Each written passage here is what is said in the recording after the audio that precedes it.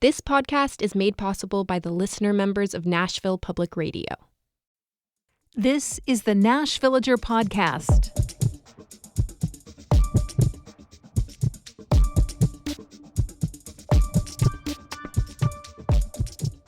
It's March 11th, 2025. On this day in 1811, the Luddites of England lashed out in open rebellion for the first time. They were a group angry and scared that the burgeoning Industrial Revolution posed a threat to the livelihood of skilled craftspeople. Textile workers, like weavers, were especially concerned about being replaced by giant looms and knitting frames. For years, people had issued manifestos and threatened action of various kinds. A sort of folk character called General Ludd had developed as the imaginary leader of the movement, named for an apprentice who supposedly smashed up a textile-making machine in the late 1770s. Threatening messages to businesses using the new technology would claim to have been written at the order of Ludd. And finally, after years of fuss, on this day, Luddites in Nottingham entered a factory and destroyed the machinery inside. And for the next year or so, Luddites across England took similar action, breaking machines, sometimes even burning factories down or exchanging gunfire with guards. They hoped to make the business owners think twice about installing new tech. But instead, Parliament passed a law making it a capital offense to break machinery in that way. I'm Nina Cardona, and this is your daily digest of what's happening around Middle Tennessee with historical context from Nashville Public Radio, WPLN News. The term Luddite gets thrown around in a jokey way about people just being generally anti-tech, but those English weavers had very real concerns. And I can't help but see a lot of similarities between them and the Nashville musicians who raised the alarm about the use of generative AI in their industry. They were also scared that machines would take work and income away from them, albeit in a much more sophisticated way, with artificial intelligence mimicking the style and sound of particular vocalists, songwriters, and instrumentalists. Last year, our senior music writer, Julie Height, had really good coverage as Tennessee became the first state in the nation to pass a law limiting that use of AI in music. It was called the Elvis Act, an acronym for Ensuring Likeness, Voice, and Image Security. But of course, the concern about AI goes much further than that.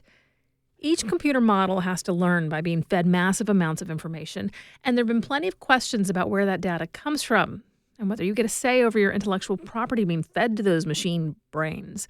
Not that you'd really know if it is. Lack of transparency about how any model works or what it's learned from is a huge issue, and one that also affects the reliability of the artificial mind's output and conclusions, or the likelihood that it will end up baking in the very human biases and misunderstandings of the people who made the materials used to train it. Can private information stay private once an AI is involved? So many questions. And then there are the nuts and bolts issues like we're seeing in Memphis. That's where Elon Musk has built a huge serger farm for his artificial intelligence arm called XAI. Those computers generate a lot of heat, and it takes an enormous amount of water to cool down the facility. Right now, that water is coming from the aquifer that provides drinking water to the city of Memphis. Environmentalists raised the alarm about how that could deplete the water source. And a couple of weeks ago, the Memphis City Council approved the sale of 13 acres to XAI so the company can build a facility to process 10 million gallons of wastewater a day for cooling purposes. That's a big step in the right direction. But there's still a lot of concerns about the server farm's massive electricity draw and where all that power is coming from. The company has indicated it wants to use gas turbines in some way. State Representative Justin J. Pearson is calling for more information about that plan. Of course, the White House has indicated that it thinks AI needs all the power we can make for it, and that a community on the other end of Tennessee is going to play a major role in that. Energy Secretary Chris Wright visited Oak Ridge late last month to talk about ramping up nuclear power generation. He presented it as a way of keeping the juice running to the ever more power-hungry AI industry and making sure the U.S. remains a leader in that industry. And international competition is also at the heart of a warning from the Tennessee Attorney General's office. The AG issued guidance last week suggesting people avoid the DeepSeek AI tool due to concerns that anything and everything from your interaction with that particular computer could be shared with the Chinese government. And on Monday of this week, Governor Bill Lee banned state employees from using their work computers to access that AI. That's in line with the existing bans on using TikTok, Prometheum, and a handful of other Chinese-owned sites and apps from the state network. Of course, aside from the kind of purposeful seeking out of AI assistance through a tool like DeepSeek or ChatGPT, we all interact with AI far more often than we realize. It has a hand in every web search, every algorithm that serves us music or silly videos in line with our personal taste. It isn't all overly smooth, uncanny valley art and people having machines write documents so they don't have to. When it's harnessed carefully, and yes, mindfully, it truly is a tool in human hands that can expand the scope of what we do. My degree is in music history, and one thing that's come up time and time again in the musical world is that fear that some new invention is going to make musicians obsolete. When the piano was new, people worried it would take the place of musical ensembles, since you could play so many notes at once.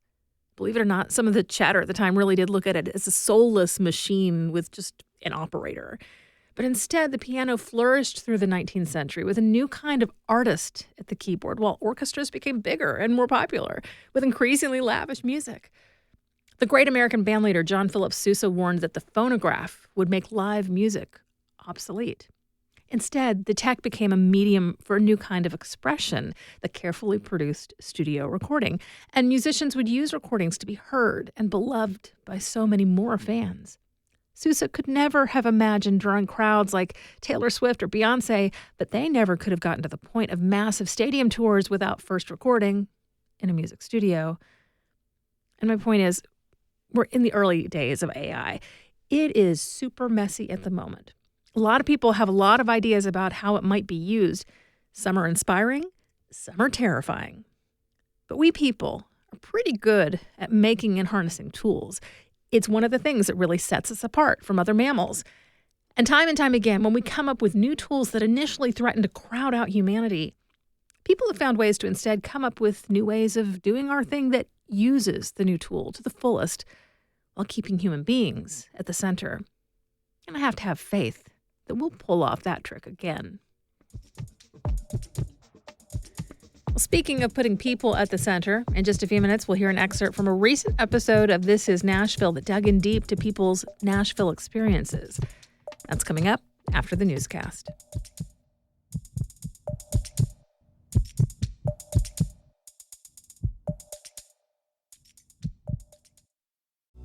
Here's the mantra I think about at WPLN. We connect the dots. It captures a mindset that our journalism is not merely about the latest press release or proclamations by officials. Instead, we can develop expertise, dig deeper, and look to history to understand what's happening now. I'm Tony Gonzalez, news director.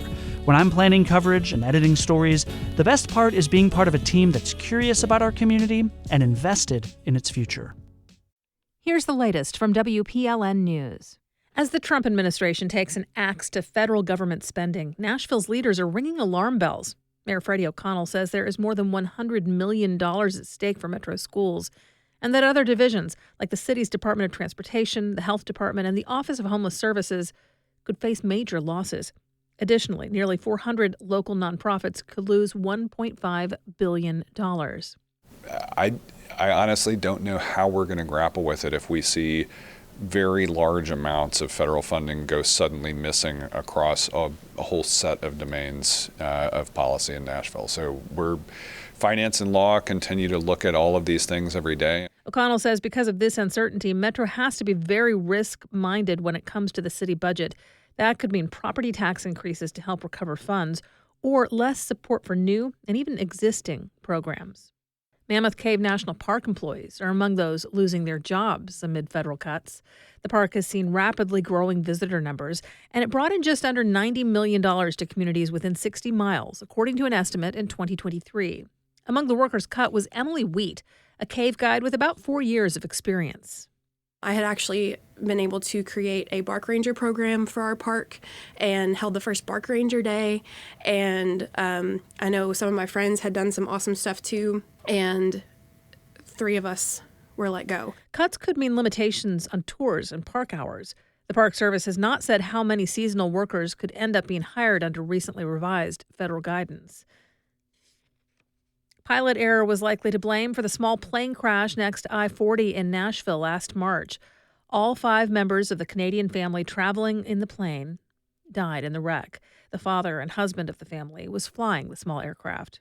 An investigation from the National Transportation Safety Board finds no mechanical problems, but the fuel selector was in a position that would have starved the engine of fuel.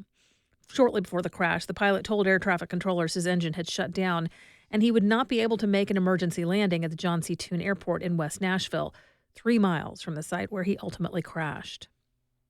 Every spring, the sound of gas-burning lawnmowers and weed eaters blare around town. But one local nonprofit is asking residents not to touch their lawns for 1 month. WPLN's Caroline Eggers reports that the Cumberland River Compact, in partnership with Metro Nashville, is leading an effort called No Mow Month in April. Lawns really don't provide much habitat, but leaving them alone in the spring can allow some flowering plants, like clovers and dandelions, to bloom and provide early food sources for pollinating insects. Longer grass can also reduce stormwater runoff and pollution.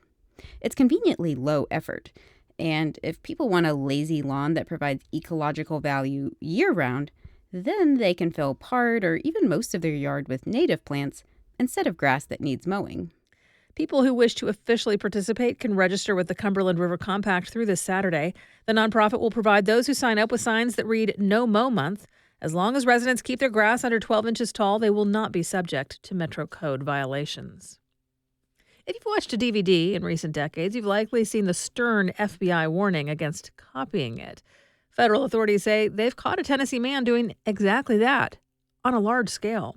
Prosecutors say 37-year-old Stephen Hale of Memphis worked at a DVD and Blu-ray manufacturing facility and distributed blockbuster films ahead of their official release. One of them, a Spider-Man film, was downloaded tens of millions of times. The employee faces charges of copyright infringement and interstate transportation of stolen goods.